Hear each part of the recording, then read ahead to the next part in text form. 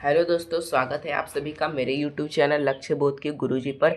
और आज की इस वीडियो में हम आपको बताने वाले अलंकार जो कि कक्षा 10 की दृष्टि से देखें तो बहुत बहुत ज़्यादा इम्पॉर्टेंट है। और आपको यहाँ से एक न दो प्रश्न आपको बोर्ड एग्जाम में देखने को मिलेंगे। और आपकी जानकारी के लिए बता दूं कि यहाँ से आपको जो प्रश्न है वो लिखने के लिए नहीं मिलेंगे, बल्कि आपको गोला लगाने के मिलेंगे। यानी आपको 1 से 2 नंबर केवल बहुविकल्पी प्रश्न के रूप में देखने को मिल सकते हैं।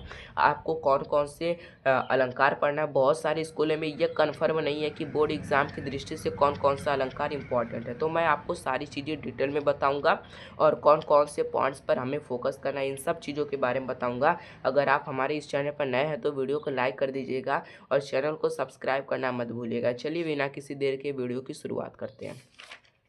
सबसे पहला हमें जैसे कि हम सबसे पहले जान लेते हैं कि अलंकार के बारे में हमें पढ़ना है। तो सबसे पहले जान लेते हैं कि आखिर अलंकार क्या होता है। इसके बारे में जानना बेहद ज़रूरी है, क्योंकि जो टॉपिक होती है उसके बारे में भी जानना बहुत इंपॉर्टेंट होता है। अब अलंकार किसे कहते हैं? काव्य की जो शोभा बढ़ाने वाले तत्वों को क्या कहा जाता है? अलंकार कहा जाता है। यानी जो काव्य होता है उसका जो शोभा बढ़ाते हैं उन्हीं को क्या कहा जाता है? अलंकार कहा जाता है। अब अलंकार का शाब्दिक अर्थ क्या होता है, यह भी बोर्ड एग्जाम में पूछ सकता है। तो क्या होता है? आभूषण होता है। आभूषण होता है। अलंकार जो होते हैं वो 3 प्रकार के होते हैं। आपने 2 प्रकार का पढ़ा होगा, लेकिन ये 3 प्रकार के होते हैं। कौन कौन से? उभय अलंकार और एक अर्थालंकार, एक शब्द अलंकार। हमें कक्षा 10 की बोर्ड एग्जाम के सिलेबस के अनुसार केवल हमें अर्थालंकार के बारे में ही पढ़ना है। तो हम सीधे अर्थालंकार पर चले आते हैं। अर्थालंकार के कई भाग होते हैं, वैसे कक्षा 12 में जब जाएंगे तो आपको पता चलेगा, लेकिन बोर्ड एग्जाम की दृष्टि से कक्षा 10 में आपको उपमा पढ़ना है, रूपक पढ़ना है और उत्प्रेक्षा पढ़ना है। यानी आपको केवल ये 3 ही अलंकार आपको बोर्ड एग्जाम के लिए तैयार करके जाना है। आपको ये 3 ही अलंकार से बोर्ड एग्जाम में प्रश्न देखने को मिलेंगे। इसके बाहर से आपको बोर्ड एग्जाम में प्रश्न नहीं देखने को मिलेंगे। मैंने आपको बताया कि जैसे कि हमें कक्षा 10 के सिलेबस के अनुसार केवल हमें 3 ही अलंकार के बारे में जानना है, जो कि अर्थालंकार के अंतर्गत आते हैं। अर्थालंकार के अंतर्गत तो कई अलंकार आते हैं, जैसे 7 अलंकार आते हैं अर्थालंकार के अंतर्गत, लेकिन आपको केवल 3 ही अलंकार पढ़ना है। उपमा अलंकार, रूपक अलंकार, उत्प्रेक्षा अलंकार। और आपको यहीं से बोर्ड एग्जाम में प्रश्न देखने को मिलेंगे।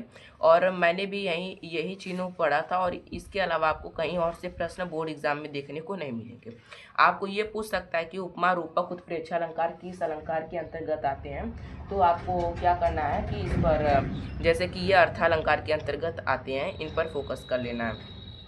इसके बाद आपको मैं बताता हूँ कि उपमा अलंकार कहते किसे हैं। उपमा अलंकार से प्रश्न नहीं आएगा, केवल इतना पूछेगा कि जहाँ समान यानी जहाँ पर उपमेय में उपमान की तुलना या समानता की जाती है, वहाँ पर क्या होता है? उपमा अलंकार होता है। और इसे पहचानने का ट्रिक मैं आपको बता रहा हूँ कि जहाँ पर भी उदाहरण में आपको सा दिख जाए, सी दिख जाए, से दिख जाए, जैसे दिख जाए, वहाँ पर आपको कौन सा अलंकार देखने को मिलेगा? सरिस दिख जाए, सम दिख जाए, समान दिखने को मिल जाए, वह कौन सा अलंकार होगा?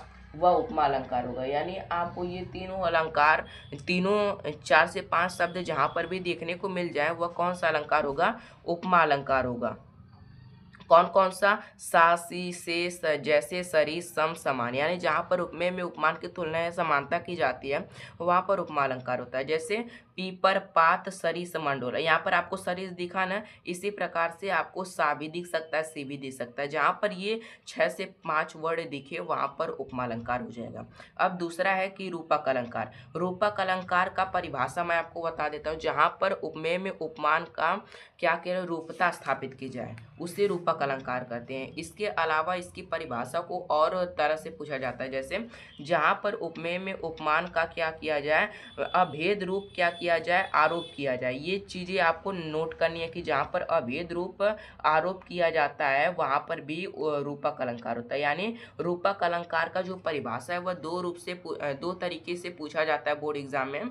अभेद रूप से और अभेद रूप से आरोप किया जाता है और रूपता स्थापित की जाती है। तो दोनों जो परिभाषाएं वो रूपक अलंकार की है। और जब आपको दो शब्दों के बीच में योजक चिन्ह दिख जाए तो उसे क्या कहा जाएगा, रूपक अलंकार कहा जाएगा। मोस्ट इंपॉर्टेंट है, इसे आपको मैंने पहचानने का ट्रिक बताया कि जब आपको दो शब्दों के बीच में योजक चिन्ह दिख जाए तो उसे क्या कहा जाएगा, रूपक अलंकार कहा जाएगा। उदाहरण में, वह दीप शिखा सी शांत भाव में, यह तो हमारा उपमा अलंकार हो गया। लेकिन यहाँ पर देखिए चरण कमल बंदव हरिराई, आपको दो शब्द यहाँ पर दिखे ना, चरण कमल, और इसके बीच में आपको यहाँ पर योजक चिन्ह दिख रहा होगा, तो यह किसका पहचान हो गया, रूपक अलंकार का पहचान हो गया, यानी यह रूपक अलंकार का उदाहरण है। अब यहाँ पर अगला अलंकार जो है उत्प्रेक्षा अलंकार, और उत्प्रेक्षा अलंकार भी बोर्ड एग्जाम की दृष्टि से काफ़ी ज़्यादा इंपॉर्टेंट है। और उपमा उत्प्रेक्षा अलंकार का जैसे कि पहचानने का ट्रिक है कि इसमें उपमान की, इसमें उपमेय, जहाँ पर उपमेय में उपमान की संभावना व्यक्त की जाती है उसी को क्या कहा जाएगा, उत्प्रेक्षा अलंकार। और इसे पहचानने का ट्रिक है जहाँ पर मनु मानो मनु मनहु जानु जनुहु जनु ज्यों। एक बार फिर से मैं आपको बता रहा हूँ, मनु मनहु जानु जानो जानो जनहु जनु ज्यों, यानी आपको ये शब्द जहाँ पर भी दिख जाए वहाँ पर कौन सा अलंकार होगा, उत्प्रेक्षा अलंकार होगा। मनु मानो मनु मनहु जानो जनहु जनु जन ज्यों, यानी आपको जहाँ पर भी ये शब्द दिख जाए, जितने शब्द के बारे में मैंने आपको बताया, आपको आंख बंद करके क्या करना है कि उस पर ट्रिक लगा देना है कि यह उत्प्रेक्षा अलंकार होगा, वह वास्तव में उत्प्रेक्षा अलंकार होगा। ये मैं आपके लिए इसलिए बता रहा हूँ जिससे कि आपका जो टाइम होगा वो बचेगा। उदाहरण में देखिए, पुलक प्रकट करती पृथ्वी या फिर धरती हरित तृणों की नोकों से मानो, यहाँ पर मानो शब्द दिखाना, तो ये कौन सा अलंकार होगा, उत्प्रेक्षा अलंकार होगा। इस तरह से आपको पहचान सकते हैं। झूम रहे हैं तरुमंद पवन हवा के झोंके से, यानी मैंने आपको 3 अलंकार के बारे में बताया, कुछ पॉइंट्स के बारे में बताया, कहाँ कहाँ से प्रश्न बनेंगे, इन सब चीज़ों के बारे में बताया, और साथ ही साथ मैंने आपको उदाहरण पहचानने की तरीके भी बता दिए, यानी कुछ शॉर्ट्स की के बारे में बताएं जिनसे के माध्यम से आप उसके उदाहरण को पहचान सकते हैं। आपको यही 3 अलंकार आपको बोर्ड एग्जाम में देखने को मिलेंगे, उपमा, रूपक, उत्प्रेक्षा।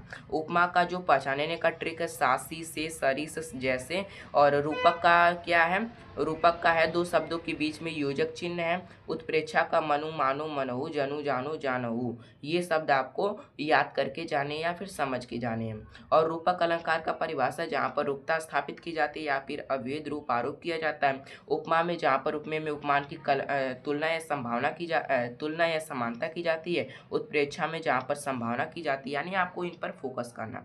अगर आपको ये वीडियो थोड़ी भी पसंद आई हो तो एक प्यारा सा कमेंट कर दीजिएगा और वीडियो को लाइक करना मत भूलिएगा। मिलते हैं किसी अगली वीडियो में नए टॉपिक के साथ, तब तक के लिए जय हिंद जय भारत।